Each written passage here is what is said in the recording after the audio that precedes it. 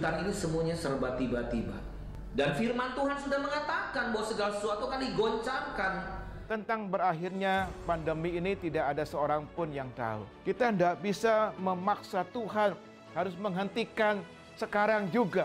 Tapi kita harus yakin, saudaraku, bahwa sebagaimana firman Tuhan katakan bahwa Dia membuat segala sesuatu indah pada waktunya. Tuhan mau kita belajar percaya bahwa di tengah-tengah situasi yang sulit, Tuhan adalah Tuhan yang tetap pegang kendali atas kehidupan kita. Apapun keadaan yang terjadi, Tuhan Yesus ada bersama dengan kita. Tuhan yang pernah menolong kita di waktu yang lalu adalah Tuhan yang sama yang menolong kita di hari ini. Hasil akhir bukan di tangan corona. Hasil akhir tetap di tangan Yesus Kristus. Dialah Tuhan yang berdaulat. Dialah Tuhan yang tetap pegang kendali atas kehidupan kita.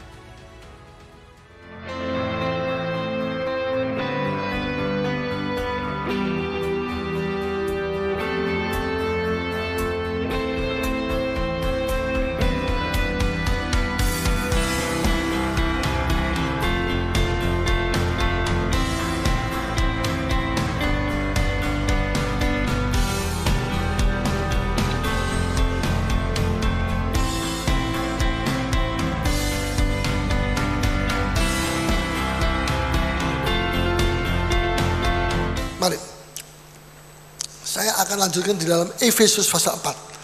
Ini kisah tentang pentingnya pengampunan, memaafkan satu dengan yang lain. Segala orang, memaafkan segala orang. Efesus 4 ayat yang ke-26 sampai 27 lebih dulu. 26 sampai 27. Tolong bacakan 26, kita baca bersama. 27 Saudara Benny akan baca. Ya, ayat 26. 1, 2, 3. Apabila kamu menjadi marah, janganlah kamu berbuat dosa. Sebelum padam amarahmu. Ya, jangan matahari terbenam gelap, kalau sudah terbenam gelap. Jangan sampai sebelum matahari. Janganlah matahari terbenam sebelum padam amarahmu. Jadi sudah gelap, tapi ini amarahmu masih belum padam, ya, masih dalam suasana kegelapan. Matahari sudah tenggelam, tapi amarahmu belum padam. Jadi kita hidup dalam kegelapan. Orang yang simpan marah itu hidupnya dalam kegelapan. Dia bisa nyanyi tentang terang, dia bisa nyanyi tentang apa saja, tentang Yesus, terang dunia dan sebagainya, tapi tetap dia itu hidup dalam kegelapan karena ada amarah. Ya, ayat 27. Dan janganlah beri kesempatan kepada iblis. Ya, jangan beri kesempatan kepada iblis. Nanti saya akan jelaskan kesempatan apa saja. Wah, kesempatan yang banyak kesempatan yang diberikan kepada iblis oleh orang Kristen yang tidak tidak mau berdamai dengan sesama, tidak mau memaafkan sesama, tidak mau minta ampun. Tidak mau memberi ampun kepada orang yang minta ampun, ya, saudara. Dan kemudian juga di dalam ayat yang ke-28, coba dulu bacakan. Orang yang mencuri, janganlah ia mencuri lagi. Jangan mencuri lagi. Terus, tetapi baiklah ia bekerja keras, ya, dan melakukan pekerjaan yang baik dengan tangannya sendiri, ya, supaya ia dapat membagikan sesuatu kepada orang yang berkekurangan. Ayat 29. Janganlah kita baca bersama 29. Janganlah ada perkataan kotor keluar dari mulutmu, tapi pakailah perkataan yang baik untuk membangun di mana perlu, supaya mereka yang mendengarnya beroleh kasih karunia. Jadi saudara, perkataan kotor itu adalah tanda pertama yang keluar dari hati manusia. Itu adalah ciri pertama yang menunjukkan apa sebetulnya yang ada di dalam hati kita. Perkara yang kudus atau yang kotor. Kalau perkara yang kotor, perkataan kita mulai kotor. Ya, jadi itu tandanya hati itu kotor. Perkataan kita keluar dari hati kita, bukan dari otak kita, dari hati kita. Ya, kemudian sekarang ayat yang ayat berapa sih? Ayat 28 nanti belum ya? Coba ayat 28, kita baca bersama. Orang yang mencuri, janganlah ia mencuri lagi, tetapi baiklah ia bekerja keras dan melakukan pekerjaan yang baik dengan tangannya sendiri supaya ia dapat membagikan sesuatu kepada orang yang berkekurangan. Yang mencuri jangan mencuri lagi. Jadi iblis itu akan berkiprah dia sampai kepada perbuatan pencurian. Mencuri itu bukan mencuri uang saja, bukan mencuri 1/10 uang Tuhan saja, tapi juga mencuri waktu Tuhan, mencuri kemuliaan Tuhan, dan masih ada lagi mencuri macam-macam saja, mencuri beberapa hal yang lain yang bukan keuangan tapi dosa yang lain. Ya, mencuri damai sejahtera. Hati-hati kalau sudah tidak damai hati saudara, itu berarti saudara ada dalam bahaya. Saudara sedang dalam bahaya. Ya, jadi mencuri sukacita kita. Ya, jadi tidak ada sukacita. Orang Kristen itu kehilangan sukacita. Pasti ada apa-apa dalam hidupnya. Kalau dia kehilangan sukacita, pasti ada sesuatu yang salah di dalam dia. Kalau dia mengalami percobaan dan dia tidak berbuat salah, dia akan tetap ada sukacita walaupun dalam percobaan. Betul? Tapi kalau saudara kena percobaan dan sudah hilang sukacita, sudah kena peristiwa, satu peristiwa, hilang sukacita saudara, itu sudah mesti periksa. Ada sesuatu yang keliru mungkin terjadi dalam hidup saudara. Sehingga sukacita bukan sukacita orang lain, teman saudara yang hilang, sukacita saudara yang hilang. Ini berarti ada sesuatu yang tidak beres di dalam hidup kita. Dan kita diberi lampu merah untuk bisa berwaspada dan memeriksa apa yang sedang terjadi dalam hidup kita, sehingga kita kehilangan sukacita. Bukan sukacita dunia, sukacita dalam Tuhan itu lain, bukan seperti sukacita dunia. Ya, jadi saudara, ada beberapa hal yang kita akan periksa sekarang. Ini ayat 28 sudah, ayat 29 sudah. Supaya mereka yang mendengarnya beroleh kasih karunia. Ini kalau perkataan kita ini benar, perkataan kita ini bukan perkataan yang kotor, maka di mana perlu supaya mereka yang mendengarnya beroleh kasih karunia. Perkataan kita ini bisa mendatangkan kasih karunia kepada orang. Bukan Yesus saja yang memberi kasih karunia langsung kepada kita, tapi melalui perkataan kita ini bisa. Sudah yang dengar itu bisa menerima satu kasih karunia. Ya. Kemudian dalam ayat yang ke-30, mari kalau bacakan ayat 30, dan janganlah kamu mendukakan Roh Kudus, ya, Allah yang telah memeteraikan kamu menjelang hari penyelamatan. Jangan mendukacitakan Roh Kudus. Ayat 31 kita baca sama. Segala kepahitan, kegeraman, kemarahan, pertikaian, fitnah hendaklah dibuang dari antara kamu, demikian pula segala kejahatan. Jadi segala kepahitan, ini semua satu suku, satu bangsa, satu suku. Ya, sukunya kepahitan itu, kegeraman, kemarahan itu semua satu suku. Pertikaian, pertengkaran itu juga satu suku, semua itu bangsanya marah. Sukunya kepahitan dan pertikaian dan fitnah hendaklah dibuang dari antara kamu, demikian pula segala kejahatan. Ayat 32. Tetapi hendaklah kamu ramah seorang terhadap yang lain. Sebaliknya jangan kamu marah tapi ramah. Ya, bukan marah M-nya ditaruh di muka, R-nya ditaruh di M-nya sana. Jadi marah tapi ramah, ya, ramah. Bukan kampung ramah. Ya, seorang terhadap yang lain penuh kasih mesra dan saling mengampuni. Saling mengampuni ini, kasih mesra dan saling mengampuni. Mesra ini bukan bermesra-mesraan antara laki dan perempuan, bukan itu ya. Jangan salah mengerti. Wah, saya mau bermesra-mesraan karena Alkitab mengatakan boleh bermesra-mesraan. Ya, kecuali suami istri. Tapi kalau bukan suaminya tidak boleh, istrinya tidak boleh. Ya, bukan istrinya. Nah, saling kasih mesra, penuh kasih mesra dan saling mengampuni, ini. Sebagaimana Allah di dalam Kristus telah mengampuni kamu. Nah, seperti raja itu sudah mengampuni hamba itu. Hamba itu mesti mengampuni temannya. Kecuali kalau dia belum terima pengampunan dari raja, dia boleh bertindak yang lain karena dia belum, masih orang kafir, belum kenal kasih Tuhan.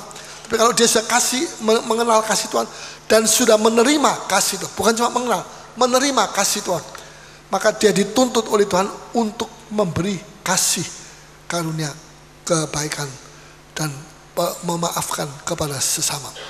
Saudara, ketika Anda memaafkan, tidak memaafkan, ketika Anda marah kepada seseorang dan tidak memaafkan kesalahannya dia, Anda itu memberi kesempatan iblis bekerja lebih jauh.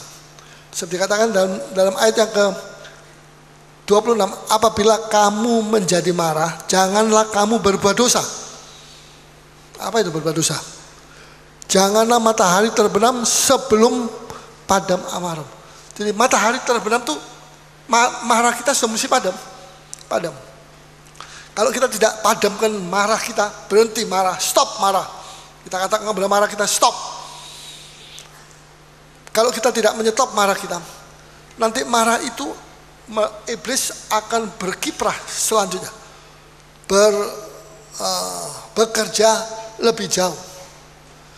Nanti dia memasuki masa malam, gelap malam. Itu penghulu kegelapan nanti akan datang. Iblis akan datang dan dia akan menunjukkan segala kiprahnya dia, pekerjaannya dia lebih lanjut. Dalam ayat yang ke-27, dan janganlah beri kesempatan kepada iblis.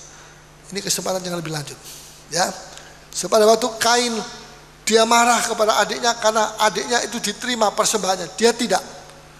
Kemudian dia marah, dia dendam. Marah jangan disimpan sampai dendam, itu bahaya. Dia simpan sampai dendam dan apa yang terjadi? Dia membunuh. Sampai dendam itu sudah bukan dendam biasa, itu roh pembunuhan. Jadi kesempatan iblis itu sampai sejauh membunuh adiknya sendiri. Karena si Kain ini dia menyimpan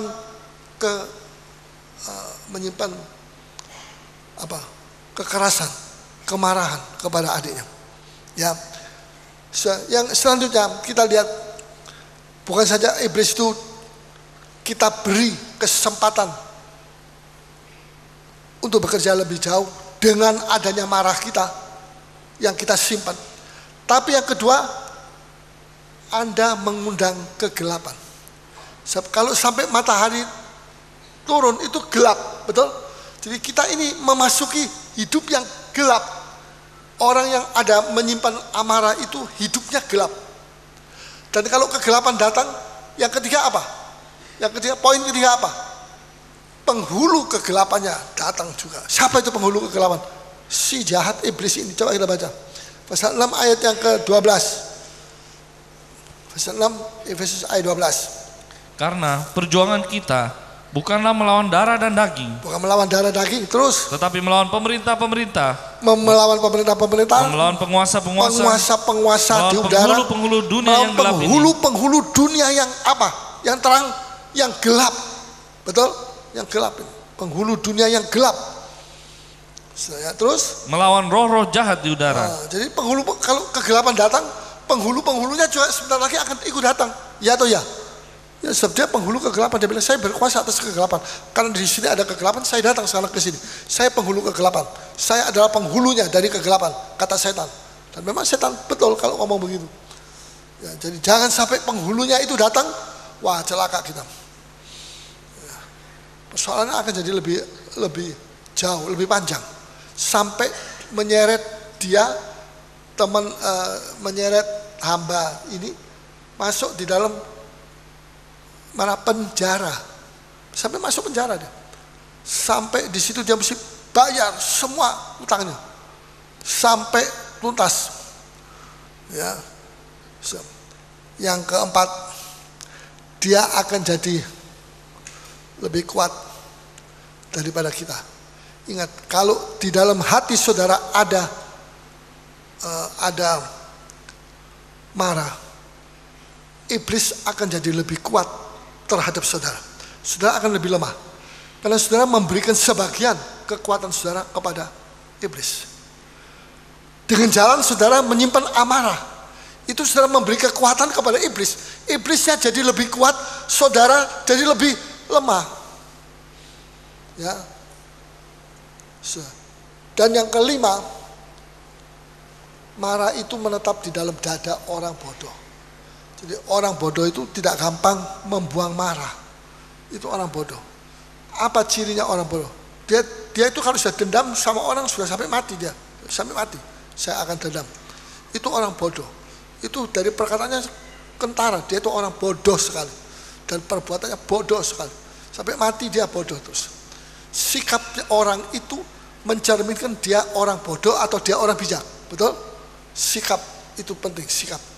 Jangan kita punya sikap sekali aku marah, aku tetap marah. Sampai mati aku marah. Itu orang bodoh. Marahnya itu menetap, melengket di dalam hatinya. Jadi kalau mau dibuka, marahnya mau dilepas, mau dikoncek itu apa dulu, dikupas, tidak bisa. Merusak juga dia punya hati. Karena itu melengket dengan hatinya.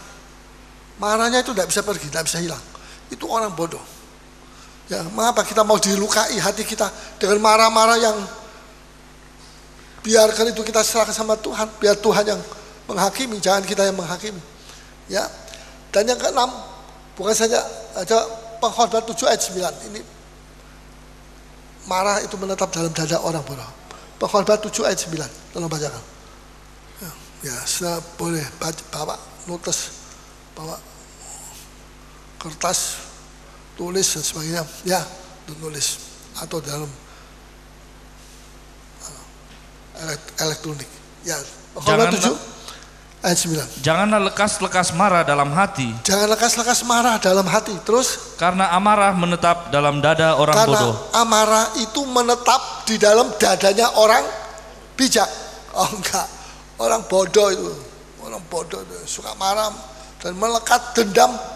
Ya, benci, sudah bertahun-tahun masih terus dendam sama orang itu. Wah, kalau ketemu sama orang itu, dia cerita yang jelek-jeleknya 10 tahun yang lalu, 20 tahun yang lalu, 30 tahun yang lalu. Saya bilang ini bodoh sekali orang. Tidak ada cerita yang baik, ceritanya semua yang bodoh. Ya dasarnya memang orang bodoh, ceritanya juga cerita orang bodoh, sama hatinya bodoh. Dan sekali bodoh tetap bodoh dia. Ya ini jangan kita menjadi seperti itu. Ya, tanpa menyadari sikap kebodohan orang itu. Jadi kita lihat, saya ulangi lagi. Anda memberi kesempatan iblis bekerja lebih jauh dengan menyimpan kebodohan, menyimpan tidak mau memaafkan, marah, menyimpan marah, saudara itu memberi kesempatan iblis bekerja lebih jauh. Dan saudara mengundang kegelapan masuk dalam hati saudara. Dan kalau saya kegelapan, siapa yang datang yang kedua? Penghulunya. Siapa penghulunya? Iblis tadi. Penghulu dunia yang gelap. Dan terjemahan yang lain, penghulu kegelapan. Ya itu iblis, penghulu kegelapan. Penghulu tapi dari kegelapan semua. Bukan Yesus, dia adalah Tuhan di atas terang. Dia membawa terang. Ya. Dan yang keempat, dia akan jadi lebih kuat. Iblis jadi lebih kuat. Kalau hati saudara menyimpan amarah, iblis jadi lebih kuat dalam hati saudara daripada saudara. Saudara jadi lemah. Tapi kalau saudara penuh Roh Kudus, saudara penuh damai, saudara tidak penuh dengan dendam, saudara itu lebih kuat. Iblis lebih lemah. Amin. Anjing putih lebih lemah atau anjing hitam yang lebih lemah? Kasih makan yang dikasih makan itu yang lebih kuat, betul? Nanti satu minggu ini anjing putih kasih makan terus, anjing hitam jangan kasih makan. Setelah satu minggu, aduh dia mati nanti yang hitam, sebab dia lemah. Jadi, bagaimana caranya kita memberi makan sama iblis supaya dia jadi lebih kuat di dalam kita? Yaitu kalau kita memberi makanan hawa nafsu kita, ini makanannya dia, bukan nasi, bukan tidak, hawa nafsu, ego kita, itu semua makanannya daripada iblis. Ya. Dan marah itu menetap di dalam dada orang bodoh tanpa menyadari orang itu sudah bersikap bodoh. Sekarang yang kedua, kalau tadi yang pertama saya katakan ketika Anda tidak memaafkan, apa yang terjadi? Sekarang yang kedua, ketika Anda memaafkan, bukan tidak memaafkan, memaafkan, apa yang terjadi dalam kehidupan seseorang? Dengan memberi maaf, Anda itu memberi kesempatan iblis, tidak memberi kesempatan iblis untuk bekerja. Kalau saya bilang, saya memaafkan Anda, saya berdamai dengan Anda, maka Anda tidak memberi maaf. Itu sama dengan Anda tidak memberi kesempatan kepada iblis untuk bekerja lebih lanjut. Ya, sampai di situ saja nasibnya iblis. Anda menutup setiap kesempatan untuk iblis masuk. Dalam ayat Efesus ayat pasal 4 ayat yang ke 27, coba tolong bacakan lagi. 27. Dan janganlah beri kesempatan kepada iblis. Beri kesempatan kepada iblis. Jangan beri kesempatan kepada iblis. Wah, sampai macam-macam kesempatan yang iblis terima dari kita. Sangat disayangkan kalau kita memberi kesempatan kepada iblis dengan membuka hati kita ini terhadap amarah, terhadap marah yang menetap di dalam hati. Ya, saudara, Anda harus menutup setiap kesempatan untuk iblis masuk. Yang pertama, misalnya katakan kepada saudara, mulai sekarang stop marah. Ya, bisa ngomong gitu? Mulai sekarang setiap pagi sudah bilang, saya stop marah. Paulus Yedidia stop marah. Bisa ngomong gitu? Sudah ngomong nama saudara sendiri, jangan Paulus Yedidia. Sudah nama saudara bukan Paulus Yedidia. Ya, bukan stop. Ya, saya yang ngomong untuk diri saya. Tiap pagi. Di dunia kita kenal ada stop cold, ada stop X, macam-macam. Tapi dalam orang Kristen juga mengenal, juga punya stop marah. Stop marah. Jangan terus marah, celaka dia. Kalau terus marah terus sampai mati marah-marah. Ya, tapi mesti stop marah. Ya, orang Kristen juga punya stop marah. Dengan tidak memberi maaf. Ya, kalau saudara tidak memberi maaf, saudara itu seperti mengundang iblis. Iblis datang. Saudara tidak memberi maaf kepada orang. Orang itu minta maaf, saudara tidak. Saya dendam sama kamu. Itu sudah mengundang iblis. Mengundang untuk beracara di dalam saudara. Tapi kalau saudara memberi maaf, saudara mengampuni, berdamai dengan orang, saudara itu sama seperti mengusir iblis. Pergi iblis kamu. Bisa mengerti? Iblis pergi lari. Dia tidak tahan kalau kita memaafkan seseorang. Itu roh perdamaian itu ada di situ. Itu iblis itu wah gemeter, dia tidak tahan. Dia lihat korbannya Kristus, darahnya Yesus mengampuni, memaafkan satu dengan yang lain. Di dalam rumah tangga kalau tidak ada memaafkan ini rumah tangga sudah belum masuk neraka, sudah masuk neraka duluan. Belum mati sudah masuk neraka. Banyak itu. Sekarang ini banyak suami istri. Ya, makanya ini apa di salon-salon tuh rame banyak pengunjung, lebih banyak dari gereja mungkin. Karena apa? Banyak orang mukanya umurnya 14 tahun, mukanya sudah 41 tahun terbalik. Bagaimana nih? Saya tolong yang kurut-kurut ini, di sini-sininya, semua. Rambut saya ini, ya hitam di sebelah luar, putih sebelah dalam. Ya, gimana? Bingung mereka. Kenapa saya kok jadi lebih tua? Karena ada proses penuaan yang lebih cepat berjalan di dalam dia daripada di luarnya dia. Saudara. Jadi tergantung saudara mau mengundang iblis datang untuk beracara dengan saudara, atau saudara mau usir iblis. Kalau saudara mau usir iblis pergi, ya saudara maafkan orang. Tapi kalau saudara mau terus iblis mengundang iblis, ya saudara jangan maafkan orang. Dendam saja sama orang, nanti iblis datang. Wah, iblis macam-macam. Iblis kate, iblis yang pendek, yang tua, yang macam-macam akan datang. Ya, jadi ada kuasa yang besar di dalam memberi maaf. Ya, ada kuasa yang besar di dalam memberi maaf. Coba katakan sama-sama, ada kuasa besar di dalam memberi maaf. Kalau mau usir setan, Alkitab Yakobus 4 ayat 7 bilang, tunduklah kepada Allah, lantas apa? Usir iblis lari. Nah, tapi kalau mau usir setan, periksa dulu. Periksa, ada marah atau tidak kamu? Kalau ada marah, iblisnya ketawa, cekikian. Ya, patutuai dia. Kamu sendiri juga tukang marah. Kamu sendiri juga punya marah, sampai sekarang marahnya masih melengket. Sama dengan saya, kamu adik saya. Wah, dianggap adik lagi, celaka. Ya, jadi ya, iblis ketawa dia. Kamu sama dengan saya, kamu kok mau usir saya? Kamu tidak punya kuasa untuk mengusir saya, karena kamu itu adik saya. Kamu itu sama dengan saya, satu bangsa dengan saya. Kamu punya itu dendam, saya juga punya dendam. Kita sama-sama. Nanti masuk neraka sama-sama. Sampai ketemu ya, bye-bye. Nanti ketemu di neraka dia. Kalau dia tidak bertobat, dia tidak masuk surga. Tidak ada surga orang dendam, tidak ada. Jadi perhatikan baik-baik. Ya, Tuhan tuh baik sekali kepada kita. Ya, saudara, dengan melepaskan pengampunan, Anda tidak saja membebaskan orang itu dari tekanan-tekanan, ya, tapi Anda sendiri juga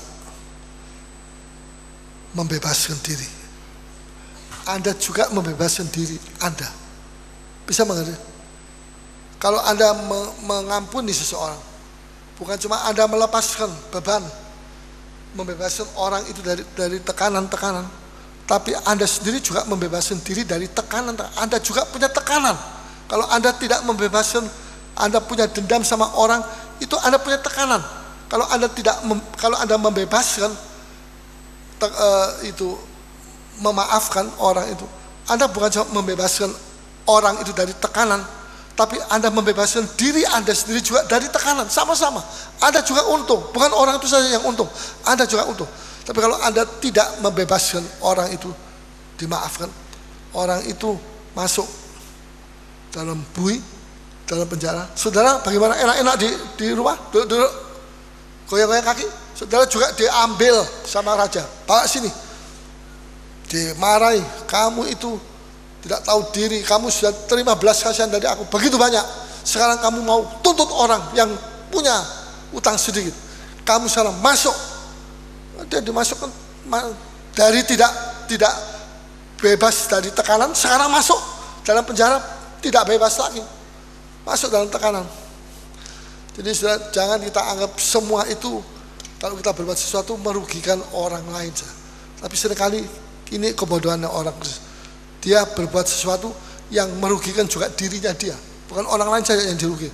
Kalau saudara tidak mau memaafkan seseorang, saudara sendiri juga dirugikan oleh perbuatan ini. Ya, jadi saudara, kita mesti hati-hati. Pokoknya kita dipanggil untuk berdamai, untuk clear, jangan ada apa-apa. Dalam gereja jangan ada apa-apa. Dalam rumah tangga suami istri jangan ada apa-apa. Mesti lekas.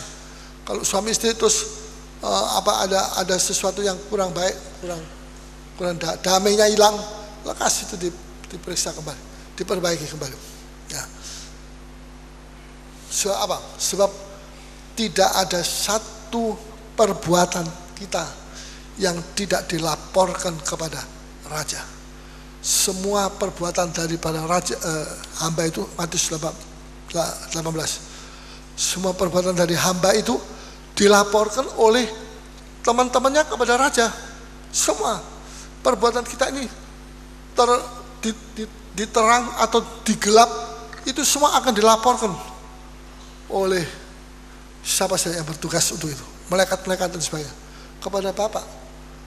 Coba Matius 18 ayat yang kita baca ini. Ini penting. 18 ayat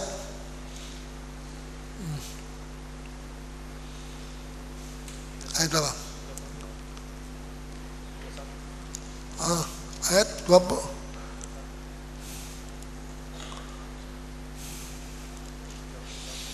Ayat berapa? 31. Ya, sudah 31. Melihat itu, kawan-kawannya yang lain sangat sedih. Lalu menyampaikan segala yang terjadi kepada Tuhan mereka. Yang terjadi kepada Tuhan mereka. Teman-temannya siapa? Teman-temannya hamba yang jahat ini, yang tidak mau memaafkan temannya yang cuma utang 100 dinar. Ya, Waktu teman-temannya lihat itu, dia sampaikan itu semua. Tidak ada barang yang tersembunyi, semua akan disampaikan kepada Bapak, kepada Raja. Dan Raja itu marah. Waktu dia panggil orang itu dan dia jebloskan masuk di dalam penjara. Ya, jadi lebih, termasuk dia juga masuk penjara. Dan utangnya dia jauh lebih besar. Jadi untuk melunasi itu tidak mudah. Tidak mudah, ya. Jadi kita mau berhati-hati dalam soal ini. Jangan sampai perbuatan kita dilaporkan kepada raja. Ya. Ya. Dan selanjutnya, orang yang tidak punya belas kasihan, tidak mengampuni, tidak punya belas kasihan, dan dia tidak mau mengampuni orang yang bersalah kepada dia. Tindakan itu mempersulit diri dia sendiri. Dia dipersulit, dia masuk penjara juga, dipersulit. Ya.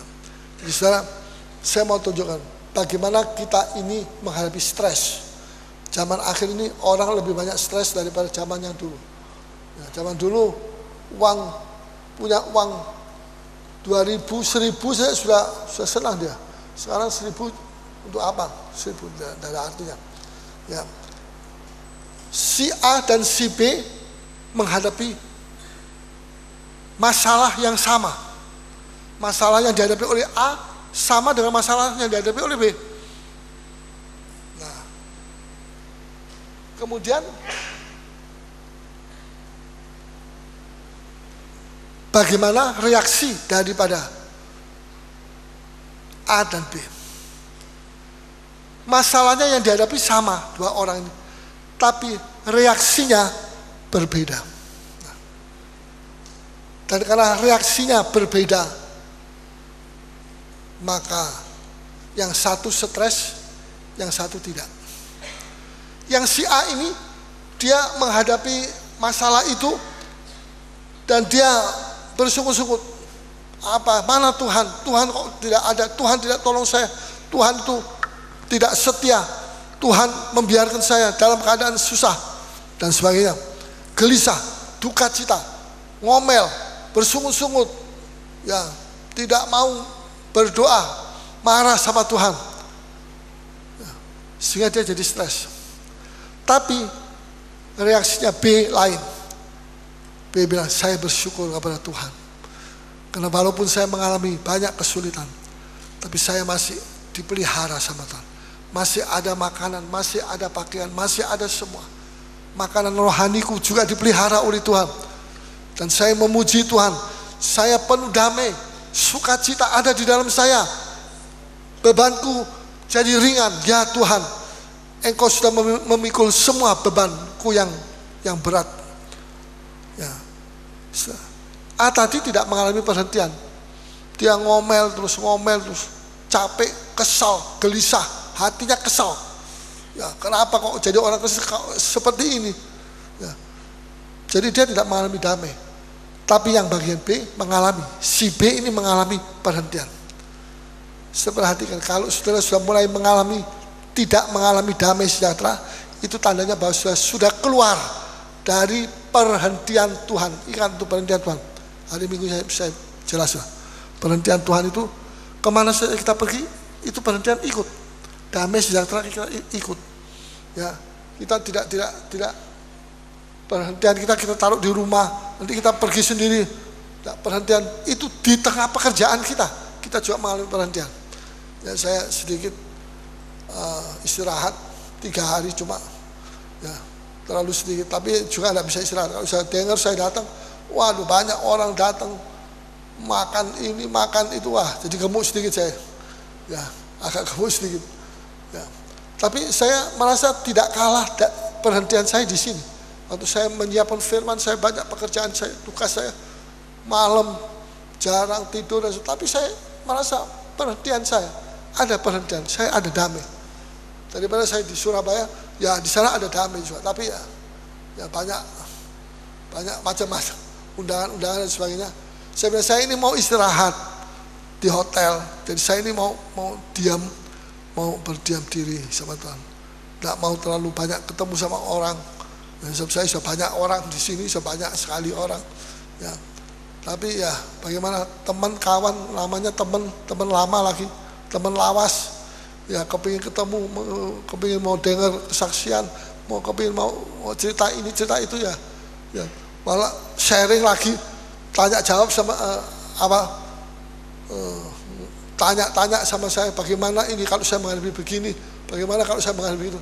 Wah jadi saya jadi sharing ke dia. Ya, tapi ya tidak apa-apa. Sekali-sekali kita mengalami seperti itu, saudara. Ya jadi saya kalau jangan saudara biarkan stres saudara itu menguasai saudara. Jangan hidup saudara dikendalikan oleh stres, saudara. Biarlah kita mengatur stres kita. Jangan kita yang diatur oleh stres kita. Bisa mengerti? Saudara, jangan hidup dalam stres. Saya bisa tahu kalau sudah stres, muka saudara tuh kecut tuh. Gitu. Karena saya juga tidak sadar, istri saya senggol saya, jangan mencucu gitu. Oh iya, saya lupa, saya senyum, ya. Jadi saudara, kita perlu mengatur stres kita. Jangan kita yang diatur oleh stres kita. Mau anak Tuhan jangan stres. Kalau anak Tuhan stres, orang dunia juga stres, sama-sama stres, singkam maji sama saja, sama stresnya sama.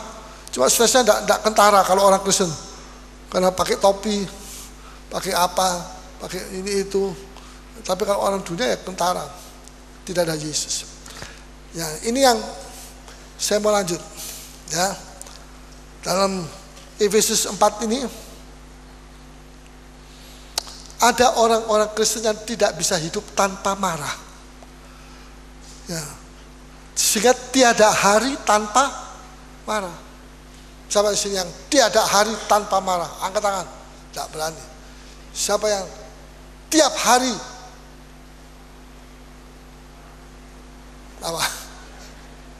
Tiap hari, tiada hari tanpa memaafkan, tanpa sukacita. Siapa? Angkat tangan. Tidak ada. Waduh, mati dia. Ya, kalau orang Kristen tiada hari tanpa hidup, tiada hari tanpa marah, ya memang itu orang dunia. Tapi orang Kristen tidak boleh begitu. Ya, mestinya tiada hidup tanpa memaafkan. Tiada hari tanpa memaafkan. Tiap hari kita memaafkan orang. Ya, kita memaafkan segala orang. Ya. Yakobus 4 ayat 7 kita sudah baca, lawanlah iblis akan lari daripadamu. Betul?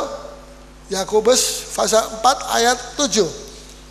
Saya ingin baca 4 ayat 7. 4 ayat 7. Ya, karena itu tunduklah kepada Allah dan lawanlah iblis, maka ia akan lari daripada lawan. Maka iblis akan lari. Tapi tadi saya sudah mengucapkan bagaimana dengan hati saudara. Kalau belum berdamai dengan segala orang, ya Anda tidak bisa mengusir saya. Setan diusir, saya tidak mau pergi. Dia tenang-tenang saja, tenang-tenang. Tidak, saya tidak mau pergi. Dia bilang, saya tidak mau pergi. Kaget ya. Tidak. Tenang-tenang. Seorang Kristen itu tidak punya kuasa. Dari situ kelihatan orang Kristen itu tidak punya kuasa. Ya, karena dia punya dendam. Saudara, dalam terjemahan sehari-hari, saya kembali kepada Efesus tadi ya. Pasal 4 ayat 26.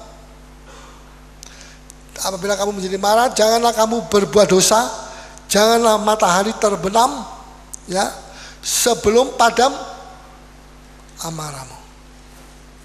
Jangan berbuat dosa. Kalau marah, janganlah kamu berbuat dosa. Itu Bible bilang, jangan berbuat dosa. Ya. Jadi artinya apa tuh? Marah yang berbuat dosa. Yaitu membiarkan marah itu menjadi dendam.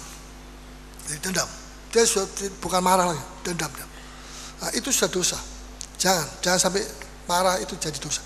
Makanya cepat marah itu mesti dihilangkan, dikeluarkan dari hati kita. Jangan dia menyimpan di sini.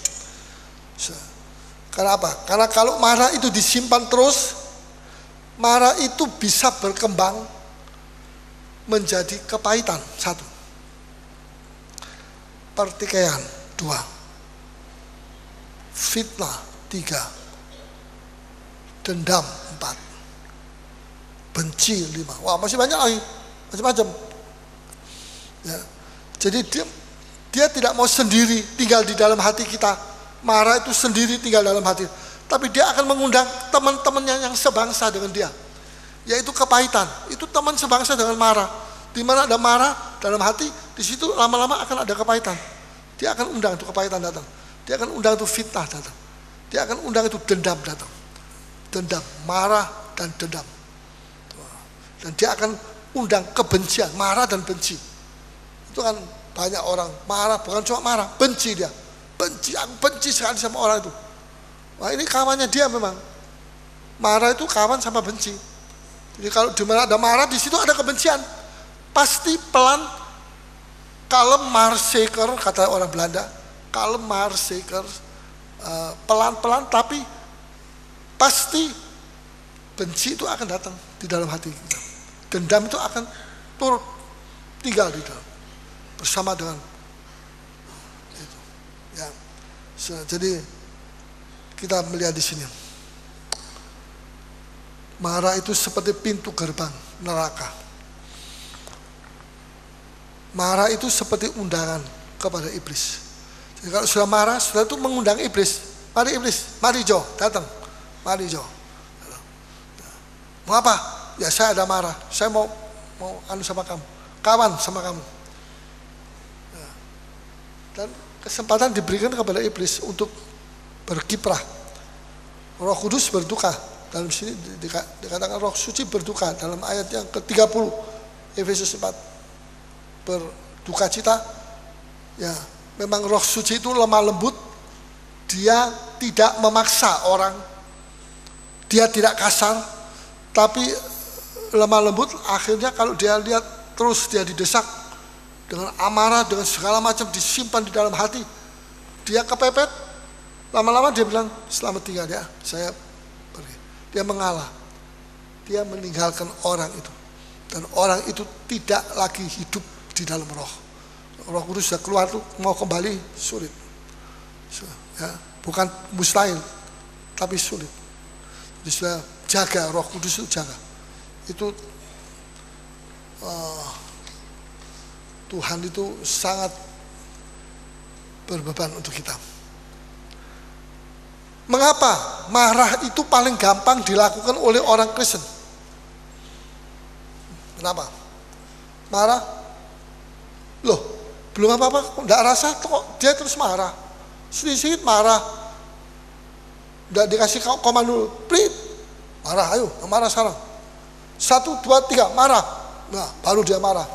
Itu orang tak beres. Ya, tapi tanpa 1, 2, 3, tanpa prit, tanpa apa-apa, tiba-tiba orang itu bisa marah. Bagaimana kok bisa begitu? Begini, 1, dengan baik-baik. Ini bagus di sharingkan di dalam komsel. Karena orang menganggap marah itu bukan dosa. Karena di sini ada dikatakan begini, apabila kamu menjadi marah, ayat 26, janganlah kamu berbuat dosa. Jadi ada marah yang bukan berbuat dosa. Sudah marahi anak kecil, jangan main api, main lagi, terus dimarahi, pergi, jangan dekat api, nanti kamu kebakar. Marah, tapi ini marah bukan dosa, ini marah yang baik. Marah, anaknya tidak pernah sekolah yang baik. Ayo sekarang kamu belajar.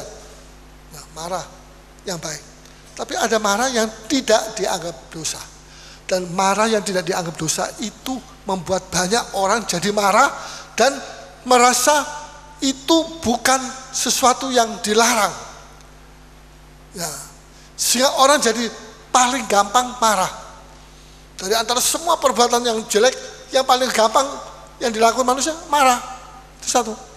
Dan yang kedua, orang bilang ini sifat saya. Memang saya lahir, papa saya itu tukang marah, mama saya itu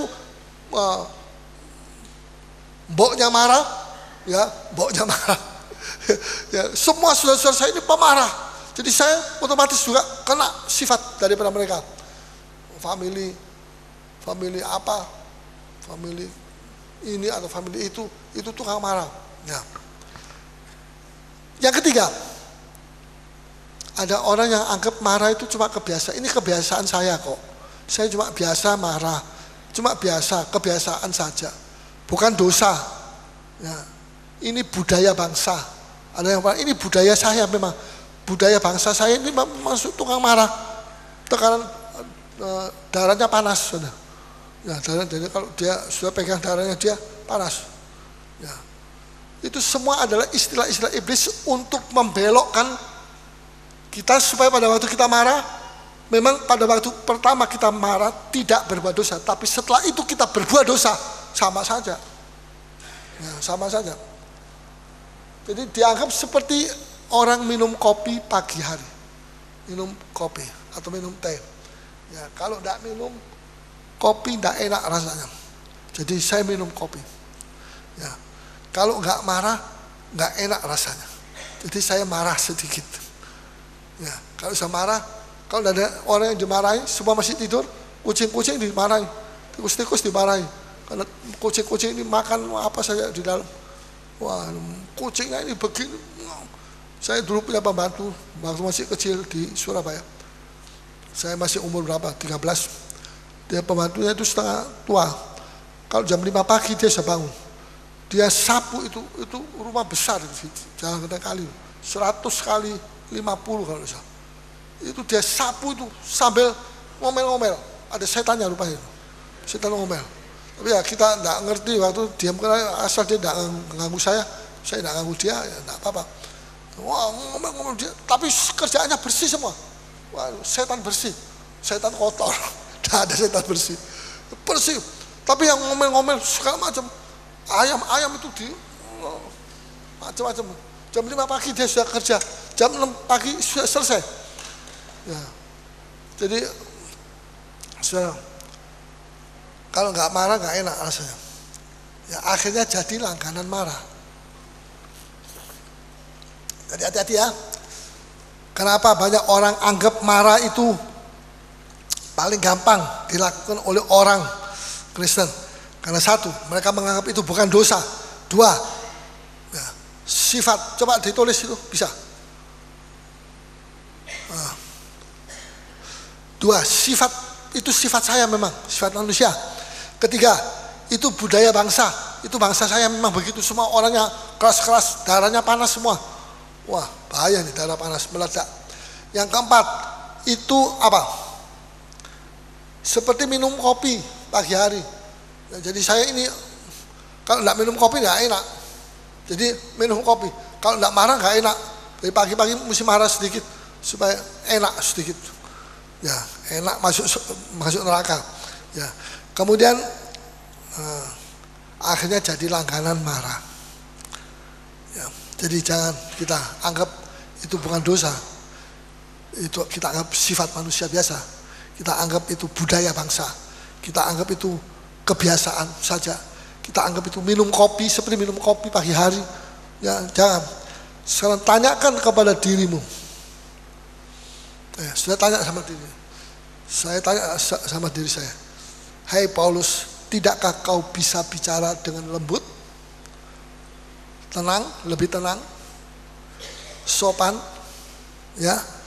Dan jangan lupa wajah tersenyum. Coba tersenyum 1, 2, 3. Nah, boleh difoto nanti kalau pulang. Jangan di sini, pulang foto. Sebab ada orang Kristen jarang tersenyum. Sampai mukanya itu kasihan, itu keluar gereja. Kayak guru-guru zaman Tiongkok dulu. Nah, belum tua sudah keluar. Ya, jangan. Kita ini mesti lebih lembut, lebih tenang. Ya, sudah bisa marah. Kamu itu dari mana?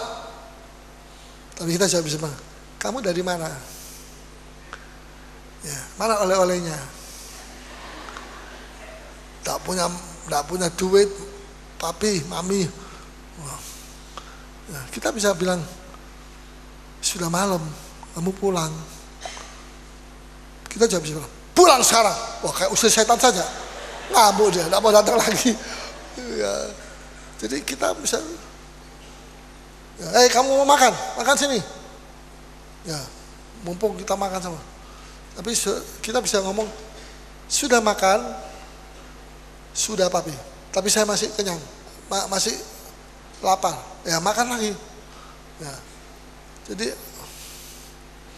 ya, kalau sudah panggil istri sudah, bagaimana? Favor. Ngamuk dia. Paulus.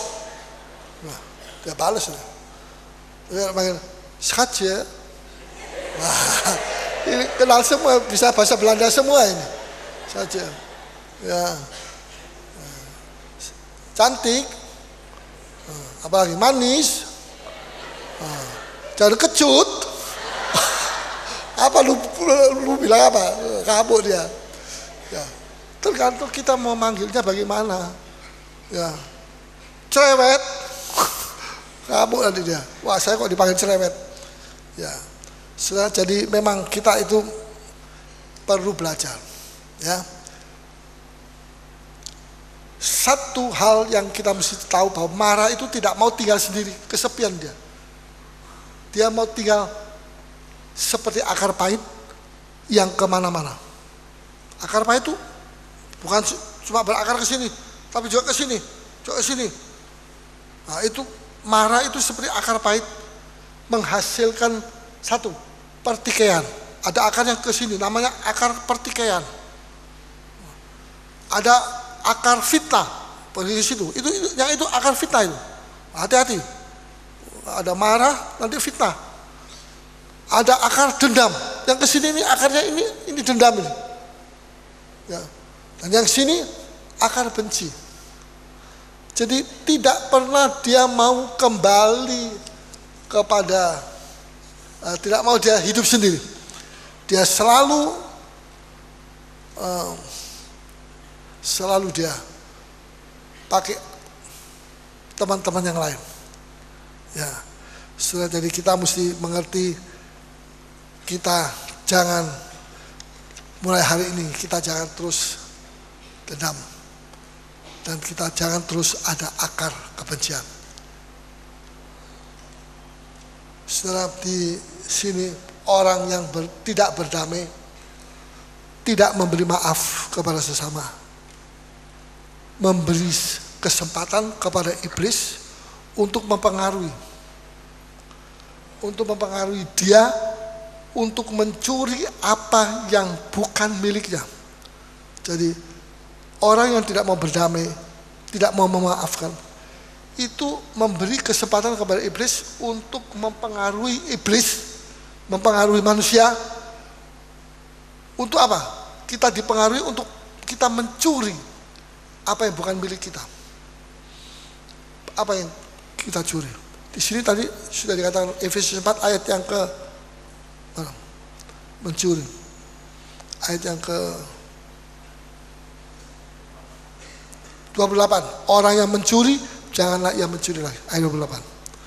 Ya, jadi iblis itu mempengaruhi kita untuk mencuri. Mencuri apa? Mencuri macam-macam. Waktunya Tuhan, waktu kemuliaan Tuhan kita curi. Ya, kita kerja seperti kita sungguh-sungguh, tapi kita mau cari nama buat kita. Ya, itu mencuri kemuliaan Tuhan. Biar nama Tuhan yang dipermuliakan, jangan nama kita. Amin. Ya, saudara, mencuri waktu Tuhan ini juga satu hal yang sangat menyedihkan. Mencuri waktu Tuhan itu pergi ke gereja, mestinya dia pergi ke gereja hari Minggu, tapi dia berhalangan. Ada pesta pernikahan. Coba yang pertama tulis itu. Ada pesta pernikahan. Ya, sudah tahu hari Minggu itu hari kita nasar. nasar kita pergi ke rumah Tuhan, itu nasar. Bukan kalau ada tempo saya pergi ke rumah Tuhan, saya mau pergi ke gereja. Kalau tidak ada tempo, saya sibuk, tak bisa saya pergi, saya tidak pergi. Bukan begitu. Pergi ke gereja itu bukan kalau lagi enak hati pergi, kalau lagi tidak enak hati tidak pergi. Ya, bukan kalau ada tempo. Yang kedua, pergi ke gereja itu selalu terlambat. Ya, seorang murid harus jadi contoh. Orang baru bisa jadi contoh, tidak bisa jadi contoh. Tapi kadang-kadang Tuhan pakai orang baru jadi contoh. Orang baru itu datang sebelum jam 6 sudah datang. Jadi contoh. Ya. Tapi banyak orang Kristen pergi gereja terlambat. Itu mencuri waktu Tuhan atau tidak? Mencuri atau tidak? Terlambat. Terlambatnya tidak tanggung-tanggung. Tinggal 1-2 nyanyian. Dari 10 nyanyian yang dinyanyikan, tinggal 1-2 nyanyian. Baru dia datang.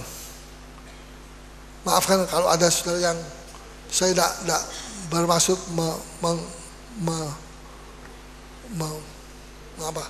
menyinggung saudara. Ini saya sudah ada catatan saya di sini. Sebelum saya pergi sini saya tulis. Boleh baca nanti. Ya.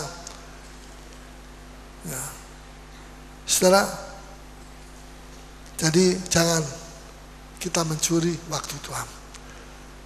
Ya. Kecuali kalau pulang kantor memang malam, ya saya bisa mengerti sudah terlambat. Ini sekarang sudah jam 6 dirubah jadi 6:30, jadi sudah lebih malam sedikit, lebih enak sudah. Ya. Tapi kalau kantornya itu saudara yang punya sendiri, saudara baiklah sudah memberikan kepada karyawan-karyawan Kristen saudara waktu untuk pergi ke PA. Ya, jangan malah disuruh lembur, hari Jumat lembur, nanti dapat bonus. Ya, sebab seringkali di luaran kita mendengar, wah saudara, itu praise and worship itu luar biasa, itu hadirat Tuhan turun luar biasa. Tapi dia datang kurang 1 lagu, mau masuk firman baru datang. Tapi kalau di luar dia bilang, wah praise and worshipnya bagus tuh, gereja Petra itu, wah tidak cocok, ya atau tidak? Kalau memang bagus, hadirat Allah turun, saudara jangan terlambat, ya atau ya? Masuk akal atau enggak? Sudah tersinggung? Enggak tersinggung. Ya, nanti kalau tersinggung tambah ditoki sama Tuhan. Jangan, ya. Saya sebenarnya sampai lari-lari kalau saya tidak terlambat. Saya mesti jadi contoh. Ya. Jadi saudara, hadirat Allah memang turun. Memang saya ngakui hadirat Tuhan turun. Tapi kita mesti menghormati hadirat Tuhan itu. Amin. Ya, kalau nanya sama habis baru kita datang, ya kita menghormati apa? Siapa yang kita hormati? Tidak ada. Ya. Nah, ini betul-betul saya ini berat kalau saya ngomong, tapi ini demi saya disuruh sama Tuhan supaya jemaat ditata supaya menghormati Tuhan dengan sungguh-sungguh. Jangan bukan menghormati saya tidak perlu dihormati. Saya ini hamba Tuhan saja. Ya. Ada juga yang bilang begini, kalau saya terlambat datang, sekalian saya tidak pergi gereja. Saya tidak mau datang terlambat. Saya mau pas datang. Ini juga salah. Kalau sudah tak bisa datang tepat, sudah terlambat 5 menit, 10 menit, terus sudah bilang saya tidak mau pergi gereja. Salah, itu juga salah. Perbaiki saja, berusaha, ya dilatih. Itu latihan saja. Ya, kalau saudara mau tidak terlambat, jam 6:30 mulai kebaktian. Jam berapa sudah mulai mandi? Jam 5, 1,5 jam. Itu buat orang laki. Jam 4:30 buat orang perempuan. Setengah jam lebih banyak. Karena perlu semua. Ya, dan saya mengiyakan, saya mengerti, saya bisa mengerti, saya kaum pria, tidak pakai begitu-begituan. Ya, tapi saudara pakai begitu supaya lebih cantik orang gereja Petra ini. tapi cantik rohani terutama. Amin. Ya, Tuhan Yesus senang. Ini mempelai Tuhan itu saudara ini. Ini mempelai bukan malaikat. Malaikat tidak jadi mempelai, tidak ada yang jadi mempelai. Malaikat itu cuma diciptakan dari angin. Dia pesuruh kita. Ya, sekarang dia masih lebih tinggi dari kita, tapi nanti kita jauh lebih tinggi dari mereka. Ya, jadi saudara jangan mengatakan tidak mau pergi gereja. Ya, apakah ada rela tidak mendapat makanan rohani? Sudah tidak pergi gereja, sudah tidak dapat makanan rohani. Makanan Anda diberikan kepada orang lain. Orang lain yang mendapat berkatnya, saudara tidak dapat berkat yang saudara mesti terima itu dikasihkan orang lain karena sudah tidak datang. Jadi jangan, ya, tetap pergi ke gereja walaupun terlambat, tapi usaha tidak terlambat. Kita perlu menata kembali ibadah kita. Memang saya rindu, saya doa sama Tuhan, Tuhan saya ingin seperti di Korea. Korea itu setengah jam sebelum kebaktian itu sudah penuh, jeep itu dari mana-mana naik bus-bus, bus-bus yang panjang-panjang itu berapa puluh tuh, itu semua sudah datang, sudah kumpul sepenuh, belum nyanyi, belum masih atur dia, tapi itu jeep, waduh luar biasa, orang tua tapi dia sungguh-sungguh, kalah orang muda, kalau nyanyi dia sambil berdiri nyanyi, orang duduk dia berdiri, dia sangat berapi-api sekali. Saya terkesan kepada itu. Mari jangan kita mau kalah sama Korea. Tuhannya Korea adalah Tuhannya Indonesia. Amin. Ya, jadilah seperti Tuhan mau. Saudara boleh mengatakan praise and worship bagus, hadirat Tuhan turun, tapi sudah sertai dengan kenyataan. Ya, saudara, kadang-kadang ada apa yang kita lakukan itu karena sudah terbiasa sampai kekurangan-kekurangan yang kita lakukan itu tidak terasa, tidak kelihatan. Kita tidak melihat ada kekurangan ini, ada kekurangan itu. Karena kita sudah terbiasa setiap minggu pergi gereja, dan kita tidak lihat kekurangan kita. Nah, mari sekarang firman Tuhan memberikan tahu kekurangan kita. Jadi marilah, ini sedikit nasihat yang terakhir. Sudah perumpamaan Tuhan Yesus. Masih ingat dia di perumpamaan suami istri diundang ke perkawinan, ke undangan pesta besar. Ada satu suami istri bilang, saya tidak bisa datang, saya baru kawin, saya masih mau honeymoon pergi Jepang atau bagaimana, saya tidak bisa datang. Ya, itu baru kawin. Tapi sekarang banyak undangan perkawinan itu bukan undangan pesta kawin, bukan undangan baru kawin, bukan dia yang baru kawin, tapi undangan pesta kawin. Nah, itu pesta kawin itu kadang-kadang 1 minggu itu bisa 2-3 kali pengantin, ya, mau diberkati di sini. Kadang-kadang sebulan tuh ada 3-4 kali, kadang-kadang seminggu 3 kali ada undangan seperti itu. Ya, mereka bilang sekali-sekali tidak ke gereja, nggak apa-apa, karena pestanya diadakan hari Minggu. Saudara bayangkan berapa banyak orang tidak pergi gereja hari Minggu gara-gara ada pesta kawin. Yang saya himbau, kalau bisa bikin pesta perkawinan hari lain selain hari Minggu, jangan hari Minggu. Kita nabrak hari dengan Tuhan, kita salah sama Tuhan. Saya mesti memberi pengertian. Saya tidak bisa khotbah begini hari Minggu, karena hari Minggu itu jiwa-jiwa baru banyak. Bisa mengerti? Tapi saudara ini murid toh, saudara pelayan, saudara bisa saya khotbah soal ini.